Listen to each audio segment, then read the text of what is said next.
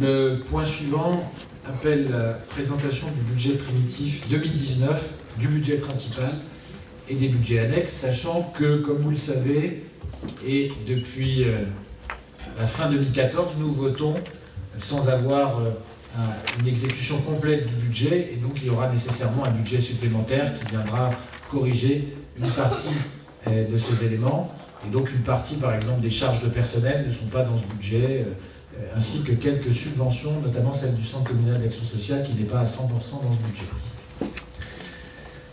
Nous abordons donc la présentation du budget 2019 de la ville de Saint-Dié-des-Vosges, et dans une collectivité, quelle que soit sa taille, c'est toujours un moment fort dans la vie municipale, dans la vie civique, que cette présentation du budget, pour les interlocuteurs naturels des citoyens que nous sommes, nous élus locaux, pour ces élus locaux que nous sommes et qui portent la République dans les territoires, comme le président de la République a eu l'occasion de le rappeler la semaine dernière dans son intervention.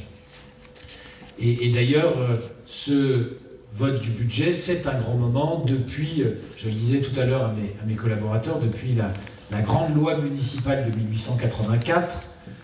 Alors certes, c'est seulement depuis la reconstruction qu'on présente le budget dans ce bâtiment, mais il faut imaginer avant nous des dizaines de maires présentant ce budget, des dizaines d'adjoints présentant les budgets depuis 1884, depuis cette loi qui a été fondatrice pour les libertés locales et dont j'aime à rappeler, c'est important, qu'elle a été votée sous la présidence du Conseil de Jules Ferry, qui ne réduit pas, donc, qui n'a pas réduit son travail et son œuvre aux grandes lois scolaires. J'en profite d'ailleurs au moment d'ouvrir ce moment fort de la vie municipale pour remercier tous les élus présents qui, pour un certain nombre, avaient d'autres obligations et qui se sont mobilisés ce soir. On sait que les périodes de fête de fin d'année sont assez mobilisatrices et que beaucoup d'événements se rassemblent en ce mois de décembre. Et pour vous remercier toutes et tous depuis le début du mandat, ou pour ceux qui nous ont rejoints depuis quelques mois, d'être aussi assidus autour de cette table et de faire honneur au mandat que vous avez reçu des Déodaciennes et des Déodaciens. C'est donc le 5e budget que nous voterons ensemble et le 6e budget que nous exécuterons. Ce n'est pas le dernier que nous voterons, comme je l'ai dit la dernière fois, mais c'est le dernier que nous exécuterons de façon certaine, en tout cas tous ensemble. Qu'est-ce qui a changé depuis décembre 2014 dans le budget, dans le contexte du budget que nous vous présentons? Pas mal de choses, à vrai dire. Je vais parler d'abord d'éléments nationaux ou locaux sur lesquels nous n'avons eu qu'en partie une prise, mais qui ont impacté profondément nos finances publiques et nos politiques publiques. Alors, d'abord, l'évolution des concours budgétaires de l'État.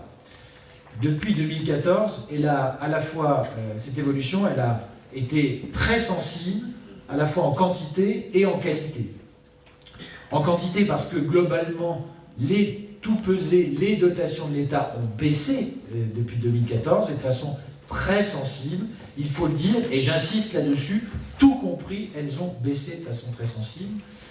C'est en quantité, et en qualité également, ces dotations ont fortement varié, puisque un volume global de dotations qui était pour une part très significative, la plus importante, représentée par la dotation forfaitaire, c'est-à-dire ce qui vient compenser des transferts de charges qui ont eu lieu il y a parfois des décennies.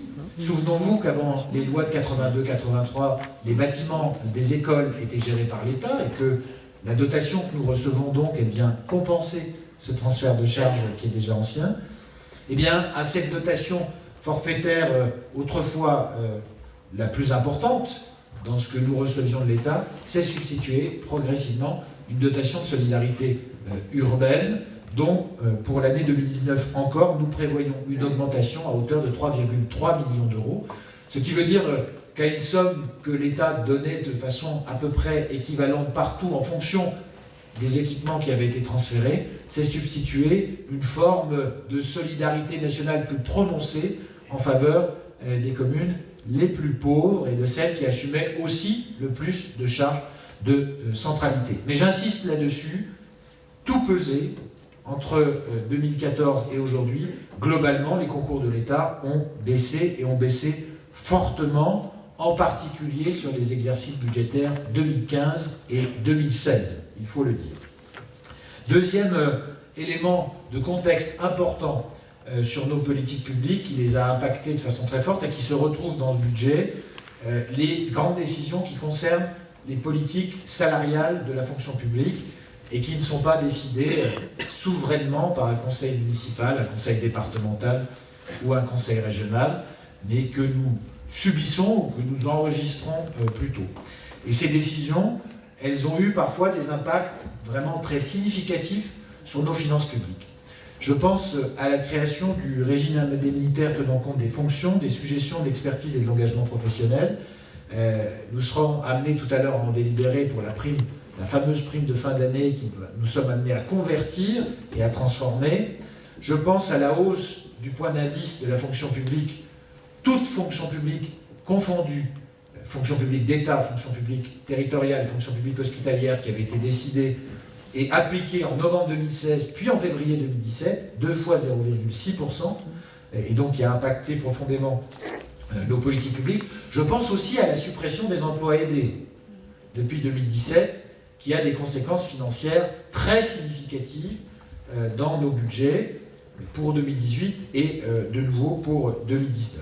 Et puis du point de vue des évolutions que l'État a accélérées, qu'il a en partie accompagnées, mais que les élus ont décidé et qui impactent profondément notre budget, il y a bien sûr la montée en puissance de l'intercommunalité. Et quand on regarde les budgets, aussi bien en montant en dépenses de fonctionnement qu'en recettes, eh bien, on s'en aperçoit de façon très significative depuis 2014. Fiscalement d'abord, je vous rappelle que depuis le 1er janvier 2014, nous sommes en fiscalité professionnelle unique, ce qui signifie que la cotisation foncière des entreprises, une partie de la cotisation sur la valeur ajoutée des entreprises, sont perçues désormais par l'agglomération, que l'impôt sur la création d'énergie, l'IFER, est également perçu par l'agglomération désormais, qu'une partie d'ailleurs des taxes ménages est également perçue par l'agglomération, une partie additionnelle, qui n'est pas aussi importante que celle de la commune, mais qui a déjà varié 2 fois, en janvier 2014 et en janvier 2017, de façon à ce qu'on soit toujours sur le même taux pour toutes les Déodaciennes et tous les Déodaciens, mais la partie intercommunale a d'abord été créée, puis ensuite elle a été modifiée en 2017 en importance. Et puis sur le plan des compétences, bien sûr, il y a eu beaucoup de mouvements entre la ville et l'agglomération. Ceci parce que pendant des décennies, nos villes moyennes ont supporté des charges de centralité seules. Et que le mouvement naturel des intercommunalités, c'est pour maintenir un haut niveau d'équipement dans nos villes moyennes, sachant que beaucoup viennent y consommer des services, bien sûr de mutualiser ces équipements et ces services. Au regard des services mutualisés au sens propre, on peut relever le transfert de l'urbanisme, du foncier, du bureau d'études, des services juridiques, des ressources humaines, des finances, de la direction des services d'information. Tout cela, ce sont désormais des services de l'agglomération de Saint-Dié-des-Vosges qui peuvent être sollicités par chacune des communes, notamment par la ville de Saint-Dié-des-Vosges, mais aussi par d'autres, pour leur rendre des services. Une commune peut très bien décider, pour faire construire son budget, ailleurs, je ne sais pas moi, avec Saint-Cour par exemple, elle peut très bien solliciter les services de l'agglomération et on travaillera pour elle, comme on travaille pour Saint-Dié, à chaque fois que la commune sollicite les services de l'agglomération. Mutualisation donc, et puis des transferts qui sont compensés, on l'a dit, avec l'attribution de compensation. La culture qui, à l'exception de l'école des dessins, sera complètement transférée au 1er janvier 2019, et je sais combien l'adjointe à la culture se mobilise efficacement au niveau de l'agglomération pour, notamment sur le dossier de la médiathèque de la Boussole, pour suivre les dossiers et les faire avancer. Donc la culture, on a commencé par la musique, ensuite il y a eu la lecture publique, désormais le spectacle vivant, et peut-être un jour, je le disais, des arts plastiques, le musée bien sûr, les transports qui ont également été transférés, tous les bus qui circulent à Saint-Dié, qui ont été prolongés vers Sainte-Marguerite, le service de transport à la demande qui a été créé ailleurs dans l'agglomération, les ordures ménagères dès le 1er janvier 2014, le tourisme dès le 1er janvier 2014, les maisons de service au public et notamment la gestion des aires des gens du voyage.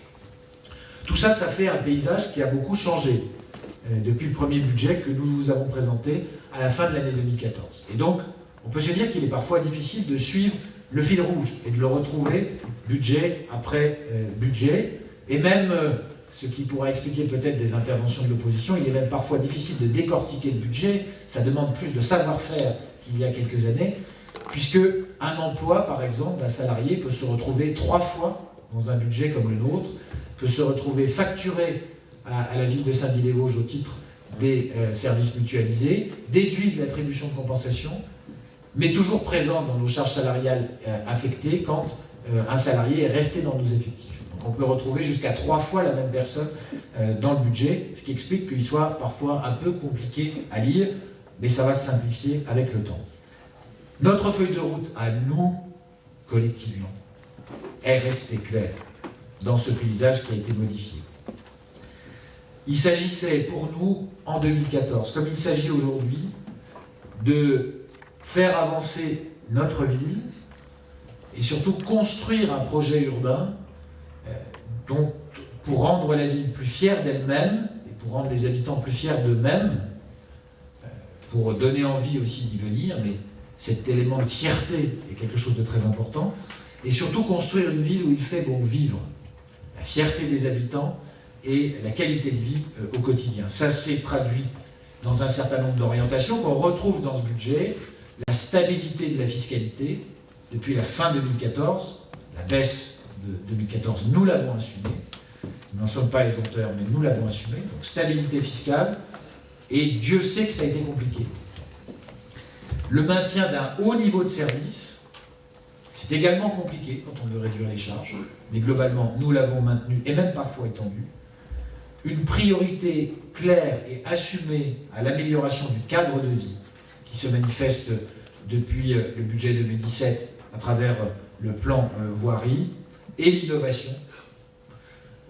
Ne pas se dire que la ville de demain ressemblera à celle d'hier et ne pas chercher à prendre les solutions d'hier pour penser demain. Au contraire, toujours penser différent, rebattre les cartes, innover, transformer notre ville. Et puis notre boussole sur ce terrain-là, avec cette feuille de route-là, elle est simple, ça a toujours été le redressement financier de la ville, le redressement des finances publiques de la ville. C'est notre boussole, je le disais, notre feuille de route, construire une ville dont on est fier et où il fait bon vivre. Pourquoi le redressement financier? Parce que la situation financière de notre ville, la dégradation de ses finances publiques, l'insincérité aussi de certains budgets, a conduit à ce que la confiance entre les habitants et leur municipalité soit perdue progressivement. Et c'est à nous de la reconstruire. La confiance en soi-même aussi, parce que quand on grandit, quand on vit dans une ville profondément endettée, où les comptes sont dégradés, eh bien, où la fiscalité est forte et risque de s'alourdir, comme c'était le cas il y a quelques années, eh bien, quand on vit dans une ville comme celle-là, on perd confiance. Et l'objectif, à travers ce redressement des comptes, c'était redonner confiance pour nous-mêmes et pour les générations qui viendront ici à Saint-Dié-des-Vosges. Avec là aussi un certain nombre de constantes qu'on retrouve budget après budget. Le fait que nous privilégions les économies de long terme. Il y a bien sûr des économies de court terme, mais ce sont les économies de long terme qui sont privilégiées et qui produiront pour certaines leurs effets dans un certain nombre d'années. Je pense à la modernisation de l'éclairage public, par exemple, au remplacement progressif des lampes à sodium par des LED. Je pense à l'extension du réseau de chauffage, par exemple, comme des exemples particulièrement emblématiques, ou aux capteurs de consommation énergétique installés sur les bâtiments de la ville. Deuxième, je dirais, incarnation de cette politique de maîtrise des comptes publics, de redressement financier, la renégociation des contrats et des délégations, qui a produit, soit dans certains cas, une augmentation du pouvoir d'achat des Léodaciennes et des Léodaciens. C'était vrai pour l'eau, et c'est toujours vrai par rapport à la situation qui existait auparavant de façon très significative. Je rappelle que le prix moyen au mètre cube de l'eau à Saint-Dié-des-Vosges est désormais en dessous de la moyenne nationale des villes de la strate, c'est important à dire. Et puis la maîtrise bien sûr des effectifs de la ville et un objectif fort sur l'augmentation de l'investissement. Alors vous me direz, dans ce contexte mouvant et malgré tout avec cette stratégie constante, comment le budget 2019 se singularise par rapport aux exercices précédents. D'abord, c'est le premier budget que nous avons construit en tenant compte, enfin en tout cas en ayant en tête le contrat de Cahors. Nous respections les objectifs assignés par l'État aux collectivités qui ont plus de 60 millions de budget de fonctionnement. Nous n'étions pas obligés de les respecter, mais nous les respections déjà avant de le signer. Mais nous avons choisi volontairement de nous inscrire dans cette démarche de redressement des comptes publics. Et donc c'est la première fois que c'est avec aussi cette optique que nous construisons ce budget. Ce budget se singularise aussi avec une section de fonctionnement du point de vue des recettes qui est anticipée en baisse de 890 000 € environ. Et je précise que dans ces recettes de fonctionnement, plus des 2 tiers, 66,9%, sont constitués à Saint-Dié-des-Vosges par des taxes. Et donc cela signifie que l'impact sur une ville comme la nôtre de la suppression progressive de la taxe d'habitation, notamment des 30% qui commencent dès l'exercice en cours, eh bien cette suppression aura sur le volume global des recettes de fonctionnement des effets importants.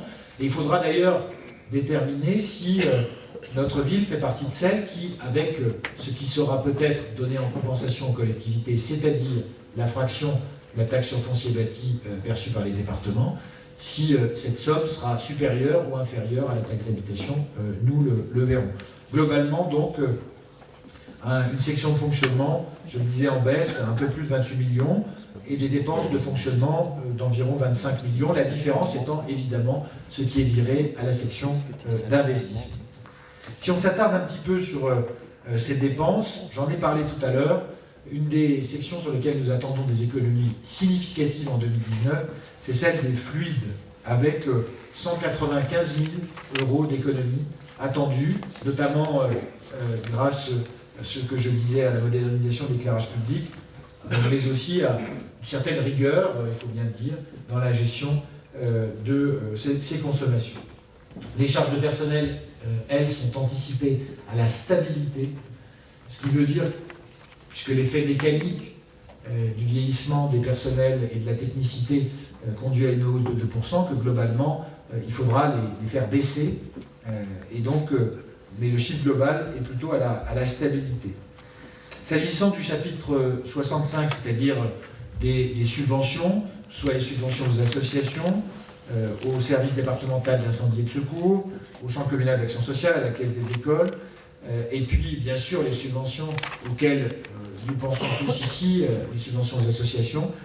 Ce chapitre est également globalement stable. L'adjointe déléguée à la vie associative aura l'occasion de le dire. Il y a quelques mouvements au sein de cet ensemble stable, avec notamment une augmentation significative de la subvention du club de football de Kellerman, en vertu de ses résultats, du club de badminton ou de la SPA. S'agissant, donc maîtrise des comptes publics, je le disais, économie à continuer à réaliser, on n'y insistera jamais assez. C'est de plus en plus difficile, parce qu'une fois qu'on a fait des efforts les premières années, c'est encore plus compliqué de trouver des marges de manœuvre, mais notamment sur les charges de personnel, l'externalisation pourra être, dans un certain nombre de cas, creusée, voire généralisée. S'agissant de la section d'investissement, nous sommes résolus, toujours sur le budget principal, à augmenter cet investissement, et donc cette année, il sera effectivement en hausse. Sur les recettes attendues, nous sommes à 4,9 millions à la section d'investissement et 2,8 qui seront virés depuis la section de fonctionnement. Dans ces 4,9 millions d'euros, il y a 2 millions d'emprunts, puisque, comme les années précédentes, nous avons pris le pli de stabiliser le niveau d'emprunt à 2 millions par an, ce qui nous permet de désendetter jusque-là à 1,6 million, et vous verrez que cette année, en 2019, nous allons désendetter encore un peu plus que l'année précédente, mais c'est dû aussi à l'accélération du rythme de remboursement d'un certain nombre de nos prêts. En effet, le budget que nous vous proposons permettra de désendetter la ville à hauteur de 1,960 000 euros, presque 2 millions d'euros, alors que jusque-là nous étions plutôt à 1,600 000 euros, dont 1,2 million pour les budgets annexes et un peu plus de 760 000 euros pour le budget principal. En investissement donc, en travaux, tout compris opérations de travaux et engagement d'opérations, 4,3 millions d'euros, un budget donc en hausse de 3,6%. L'année dernière, c'était 3,8% d'augmentation. Et si on regarde l'ensemble du budget d'investissement avec les remboursements de certains emprunts, on est à 7,8 millions d'euros d'investissement. Si on regarde vraiment ces opérations de travaux, on peut s'en réjouir. La ville de Saint-Dié remonte la pente de l'investissement. Je rappelle que nous sommes partis de 3 millions d'euros. Nous serons à 4,3 millions d'euros. C'est presque 50% d'augmentation de l'investissement au cours du mandat. Et alors qu'en début de mandat, avec ces 3 millions d'euros, nous étions pas loin du quartile le plus bas des villes de notre stade, entre 15 000 et 25 000 habitants. Les villes les plus pauvres investissent, il y a à peu près un quart des villes qui investissent moins de 181 euros par habitant. Nous n'étions pas très loin au début de mandat, à 199 euros par habitant. Aujourd'hui, nous sommes à 214 euros par habitant. Nous sommes toujours, encore une fois, dans les 50% d'investissements les plus faibles par habitant, mais nous ne sommes plus dans le quart des villes qui investissent le moins en France, dans notre taille. Et donc c'est très positif. Nous sortons, on le voit, de l'ère du sous-investissement progressivement, et c'est permis par le redressement financier. La moyenne, elle, est à 293 euros par habitant pour le budget principal, hors remboursement de dette. Et donc on voit qu'on a encore pas mal de marge de travail. Concrètement, dans les investissements qui sont programmés à ce budget, on voit un certain nombre de choses qui pour certaines sont nouvelles, pour d'autres sont des accélérations. Au titre des accélérations, on a la montée en puissance d'Action Cœur de Ville, avec notamment des opérations de rénovation, de création d'un appartement témoin sur l'immeuble de la Rue Thiers qu'a acheté l'établissement public foncier de Lorraine, et un certain nombre d'aménagements. L'objectif, c'est bien de montrer dans cet appartement témoin, de pouvoir organiser des formations, des explications aux propriétaires pour les inciter au maximum à rénover leur logement dans le centre-ville reconstruit. Le lancement d'études sur des espaces urbains dégradés, et je pense en particulier à la place du marché, comme j'ai déjà eu l'occasion de le dire, et puis des opérations de valorisation du patrimoine de la reconstruction, et notamment à travers la destruction de la maison Renoir et l'aménagement d'un espace plus harmonieux dans le périmètre de l'usine Le Corbusier, ceci afin de garder la labellisation UNESCO. Sur le cadre de vie, la poursuite de la priorité à la voirie se confirme. Nous sommes toujours dans ce plan voirie initié avec le budget 2017, avec un montant d'investissement qui est supérieur pour la voirie à ce que nous avions annoncé à l'époque, puisque nous avions parlé d'1 million d'euros par an. Nous poursuivons l'accélération de l'an dernier, nous étions à 1,5 million, nous restons à 1,5 million sur la voirie, avec dans les opérations les plus emblématiques, la restructuration de la rue Hermann-Chatrian et de la rue Revel, avec des opérations systématiques, enfouissement des réseaux, réfection complète de l'assainissement, réfection de la voirie. Alors ça prend un peu plus de temps quand on fait tout. C'est plus difficile que d'en faire un petit bout de trottoir pour faire plaisir et d'être obligé de le refaire 10 ans après. Mais nous agissons sur le long terme. On sait par exemple, rue du Lieutenant Bachelier ou rue Dauphine, où les travaux commencent à prendre une forme très positive. Eh bien, on sait qu'une fois que ces rues seront définitivement achevées, on aura un investissement qui sera pérenne pour au moins 20 ou 25 ans. Et c'est ça aussi l'objectif, de travailler sur le long terme et pas seulement à court terme. En termes d'investissement, bien sûr, première opération sur l'église Saint-Martin, rénovation de l'église Saint-Martin. Je souhaite, je pense que le conseil municipal aussi, qu'on puisse imaginer du coup que ce bâtiment soit mobilisé pour d'autres usages aussi que l'usage cultuel. J'ai eu l'occasion d'en parler avec le nouveau curé de la cathédrale de Saint-Dié-des-Vosges, qui partage cet objectif, que ce soit un lieu qui puisse être mobilisé plus fréquemment pour des événements culturels, cette fois-ci, qui respectent bien sûr la vocation initiale du lieu. Les débuts des travaux sur le pôle gare, on a déjà la destruction d'une partie de la passerelle, ça va s'accélérer l'an prochain. Et puis l'achèvement d'un certain nombre d'opérations sur les espaces verts dans les quartiers politiques de la ville et des acquisitions aussi, notamment, nous le souhaitons, celui de la chapelle Saint-Roch, dans le quartier de Saint-Roch. S'agissant des budgets annexes, c'est, je vous l'annonce, la dernière fois que nous vous présentons sous cette forme, avec ces volumes, pas la dernière fois qu'on le présente, le budget d'eau et d'assainissement, puisque en 2020, ce budget de plein droit se trouvera transféré. Encore une fois, on ne l'éteindra pas tout de suite, on ne clôturera pas tout de suite, mais en tout cas avec ce volume en investissement et en fonctionnement, c'est la dernière fois qu'on le présente. Pas de remarques particulières sur ce budget, qui est conforme aux orientations que nous avons dessinées après les renégociations avec le délégataire. Pour les zones d'activité commerciale, c'est aussi probablement une des dernières fois qu'on le présente, parce qu'il y aura vraisemblablement transfert à l'agglomération. Ce budget marque la fin des budgets annexes sur la régie des spectacles et l'assainissement non collectif. En revanche, car il faut garder toujours un caillou dans la chaussure pour se rappeler qu'on est bien vivant, le budget des bâtiments industriels et commerciaux, c'est-à-dire du complexe aqualudique Aquanova, est un budget en hausse, puisqu'il y a des indexations qui sont prévues au budget, et donc on se retrouve avec un volume de remboursement qui va croître l'année prochaine à un peu plus d'1 million d'euros, à 2,3 millions. C'est une somme qui reste très importante, même si l'équipement est de qualité.